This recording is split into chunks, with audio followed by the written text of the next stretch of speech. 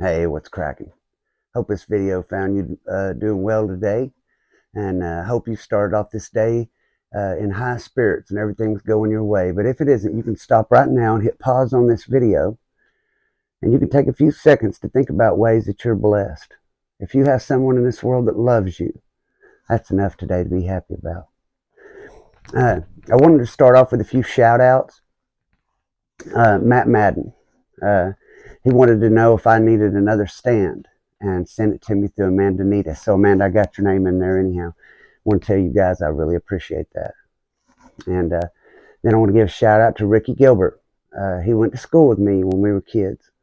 I still remember going on a field trip with him when we were in fourth, fifth grade. So he's been a good guy as long as I've known him all my life.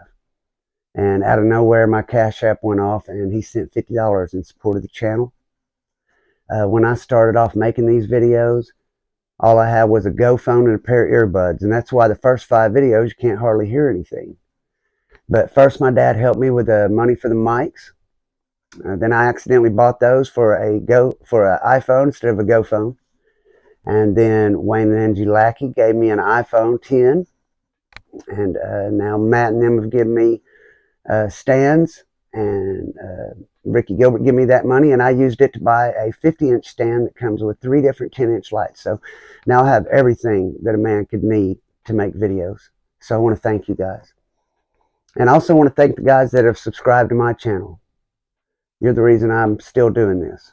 The encouragement, the likes, the shares, the comments, every bit of it, man. Thank you guys. If you haven't subscribed to my channel yet, if you like the video at the end, I'd ask you to hit like and subscribe. The subscribe really helps me out, and I need like 800 more before YouTube will really do any of the perks and stuff for me. So I need a lot of subscribes. So if you do that for me, I really appreciate it. Now, as I've been doing these videos about prison, and if this is your first time joining me, I went to prison when I was 15 years old, and I was there for 20 and a half years. I didn't get out till I was 35. And this is something I haven't told you guys yet. I haven't got that far in the story, but my wife, the one I keep talking about, that I give the credit to for helping me stay out here and integrate back into society, she was guard at the last prison I was at. And so she got a 2-year deferred sentence for it, and I discharged from solitary confinement because of it. So when I get to that part of the story, me and her have a story. And at some point, when I have more subscribers and I know people will get on there and ask questions and stuff, I'm going to do a Q&A on a live stream with my mom and my wife for anyone that has questions for them. It dawned on me that when I'm telling these stories, I just take for granted that you guys know a lot of stuff that you probably don't. Write-ups and lock-up and everything like that. So I wanted to tell you about that stuff in this video. Just basic information about prison, what it's like in general, and without all the fights and all that. Everyone doesn't have as an eventful time in prison as I did. A lot of people go through there, they're a little older, and they don't have a lot of money to flash, and they mind their own business, and maybe they go undercover most of the time, and they don't really have no trouble, and they go in and get good time, they do their time and go home. And I'm going to tell you what you have to do that. My problem was I was young. First, I was trying to make it, and then I got lost. And it started to really matter to me what people in prison thought of me, and I didn't really think I'd ever get a life out here. So prison became all that mattered to me, being popular in prison. So whatever was going on, I was in the middle of it, man. And I was always at the worst places. Some places aren't that hard. So I just wanted to explain that to you. And misconduct is like when you get a ticket.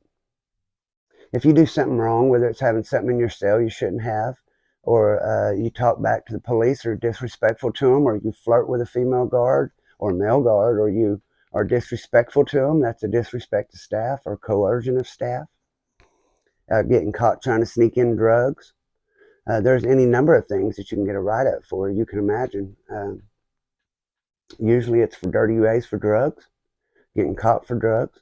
If I had all the good time that I lost for smoking marijuana in prison, I would have went home 5 or 6 years earlier. I was an idiot, and I'll be the first to admit that.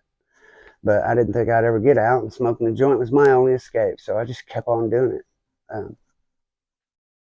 The level system goes by your misconduct history. If you get a misconduct, the worst one is an X. A Class X write-up can stay on you for anywhere from 2 years to the rest of your sentence. And during that time, that 2 years, you can't get over level 1 because of that write-up. And it will also, a lot of times, get you shipped to a higher security prison.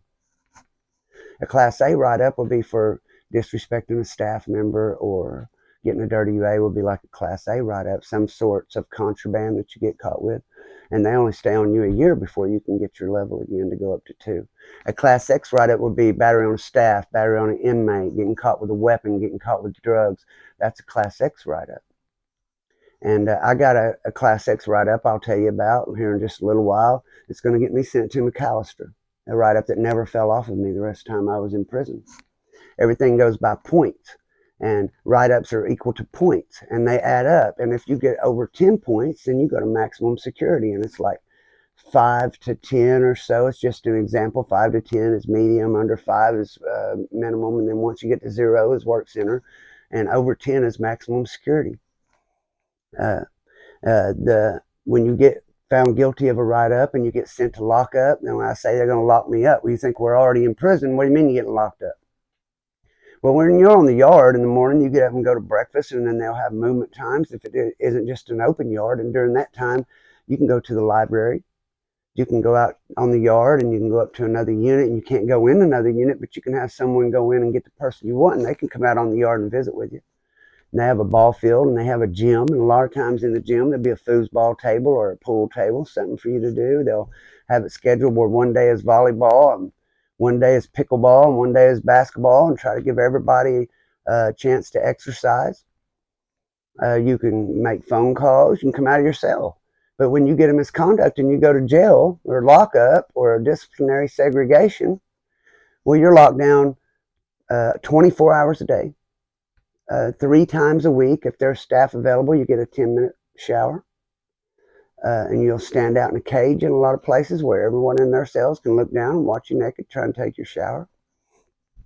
And you'll get boxers from the laundry. You can't have your own underwear. Then they'll give you a pair of boxers and a towel and put you in the shower, and you get cleaned up with state soap and everything. And then when you get done getting dressed and everyone's watched you down there naked, then you go back to your cell. That's how it is at a lot of places in lockup. And in lockup, everything gets tucked from you. When you're in lockup, you just have a mattress and your underwear and a Bible or a Quran, whatever your religious belief is. And that's pretty much it in lockup. They'll come around, the library will, and they'll let you put in a request to get 2 books a week that you can read. And that's it for lockup. You get a letter every day. And once I spent 264 days in lockup, and we'll get to that. And when you do those long stretches, they have to have a psychiatrist come in every 30 days and make sure you haven't lost your mind in solitary. And during that time, a newspaper and a letter every day from my mom, even if it was 2 lines, it just kept me going, man. Or I would have probably lost my mind. If someone dies in your family, if it's not immediate family, you won't get to go to the funeral at all. And even if they are immediate family, if you're not on level 4, you won't get to go. And if they do, the rest of your family, if you're on level 4 and you are lucky enough to get to go to your mother or a sister or brother's funeral, you'll get there, and everyone else will be there dressed up, showing their respects, and you'll show up in chains. So if that's something you'd like to do, then you can go do something crazy and get you 20 years, and you can see the people you love buried while you're standing there in chains. I want to talk to you a little bit about prison and the fact that there's a lot of different kind of inmates in prison, a lot of different people and characters you're going to come into contact with. If you're black, the whites aren't going to bother you.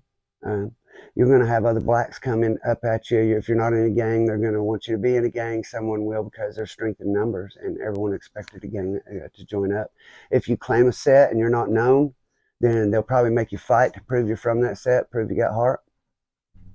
The Mexicans and Indians pull their own up, and they don't make them pass any test. They treat them like family. But if something goes down, they have to stab someone or whatever, you will help them. And if you don't help them, they will do it to you.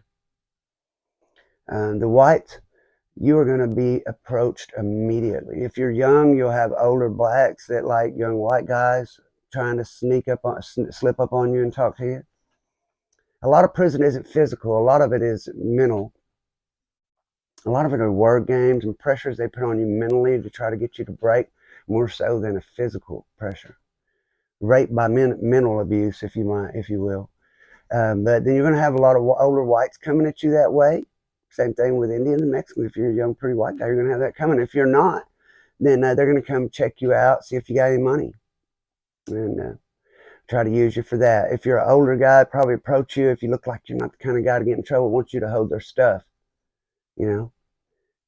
If you're a younger white guy, if you look like you might be able to fight, then you're going to probably be approached by the Aryan Brotherhood. You have to be behind the fence 5 years or stab somebody, used to get your patch. If they come to you to get you to prospect, you'll spend a year or two doing that. And this time they're just watching you to see how you act, see if you keep your word, see if you'll fight. During the time you're a prospect, if someone hits the yard, it's a rat, they won't run off, they'll send you to take care of that. You'll be the ones getting in trouble and earn your stripes. If you don't want to join, you might have to fight them a few times. But the problem is when you try to fight them, you got to fight back hard enough to show you a fight, but you can't fight back too hard. If you hurt one of them, they're all going to hurt you because bylaws say brothers before others. So what you got to do when you get to prison is try to keep your head down. Don't borrow from no one. Don't do any drugs. People come up to you and they talk to you. You don't need to try to get to know anybody. The reason people come up to you and they try to talk to you is because before people talk to you, when they don't know you, they're less likely to approach you and try to intimidate you and things. So people come up and they try to get to know you and they look for weaknesses in your character, flaws, ways in. They could try to intimidate you into what it is they want.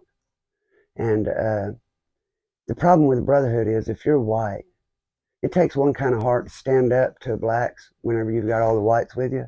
And it takes a completely different kind of heart to stand up to the whites when you're by yourself with no one behind you. When it's your own kind or the one that's putting the pressure on.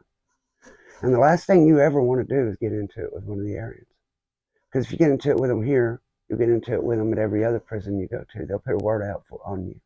And the Indians and Mexicans and blacks do the same thing. If you do something foul, if you tell on somebody, if you sneak thief somebody, if you're in for rape or child molesting, once you have a problem and you get locked up and shipped, they send word on you, and it's called an SOS. And an SOS used to mean stab on sight. But for the most part, the blacks and the whites have kind of changed that to smash on sight. But the Indian Brotherhood, it's stab on sight, and they will stab you if you do something to cross them. So you have to do your best to not try to cross any of these people. When I first went to prison, there weren't all these gangs. If you went out there and there would be all the white guys over here and all the black guys over here, if a white guy and a black guy was fighting, and you fight one-on-one, you earn your respect, people start to leave you alone. It's not like that anymore. Because of the gangs now, people say, well, I don't care if you stab 20 people or 150 fights. 5 of us will come over there and smash you out. So now the gangs have took things over. And as I tell my stories, there's going to be things that I get away with that you couldn't get away with in prison.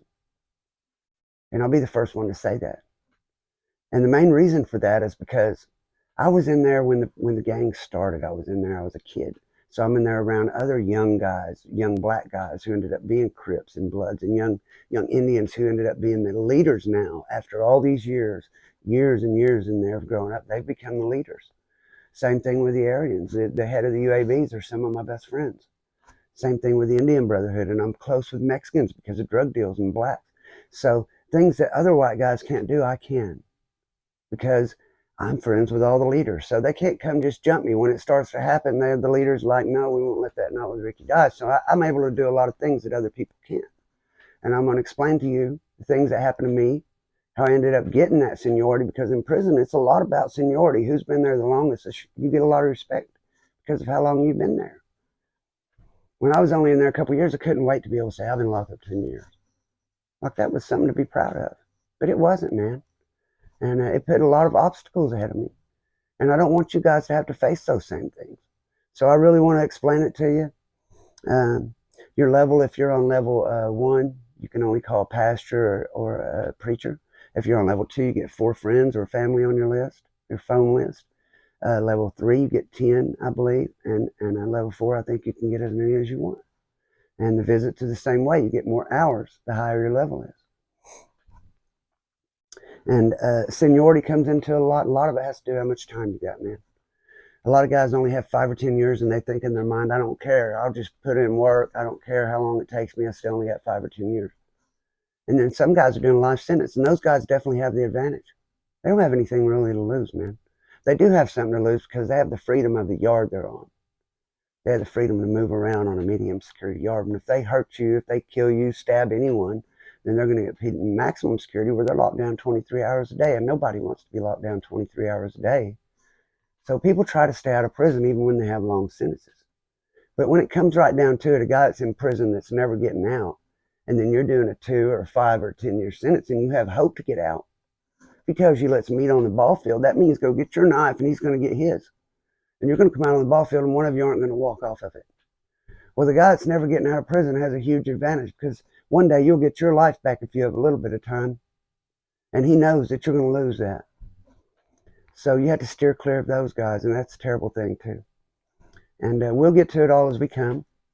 In my next video, I'm going to jump back into my time at Lexington and what happened after I borrowed those weapons and went and got in fights with those guys. That'll be my next video.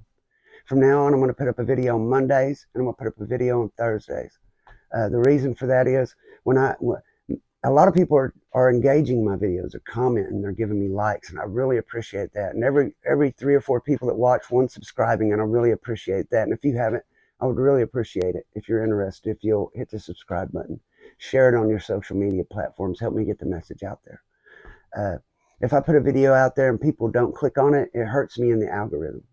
Or if I wait till people catch up and they're ready for the video and they watch it until I have a wider audience, it makes the algorithm say, well, when he does put one up, people are really watching it. And that helps me in the algorithm for them to share it with more people. And until I have more subscribers and more videos up, that's the only thing I can think to do to keep the numbers up. So as a last reminder before I end this video, if you didn't pick up your blessings today, every day you have a choice to pick up your blessings or curses. And that's how your day is going to run. If you start off the day picking up the day with your curses, all day is going to suck, man. And for you and everyone around you. But you can change it any time by changing the channel. Just like you would change the channel on the radio when you don't like what's playing. Don't like the song.